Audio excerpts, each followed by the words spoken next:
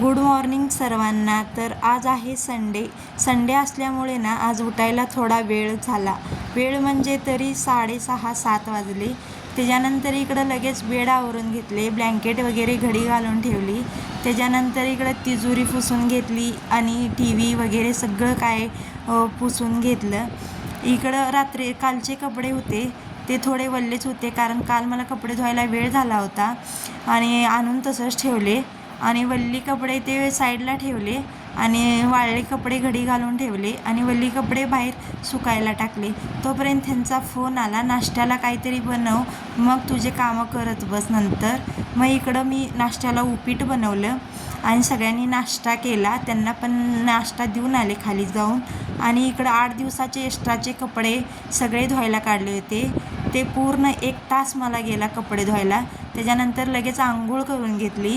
आराध्याचे, गार्गीचे त्यांचे केस धुतले.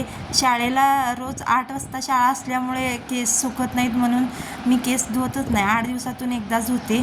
मग लगेच इकडं मी पण थोडा वेळ उन्हात उभी राहिले, केस सुकवून घेतले. त्यानंतर इकडं गहू सुकायला टाकलं होतं. त्याच्यातली माती शोधून खायला मला खूप आवडते माती गव्हातली. कुणाकुणाला आवडते असं कमेंट करून सांगा.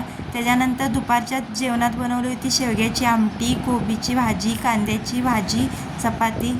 चला तर भेटूया उद्याच्या ब्लॉगमध्ये.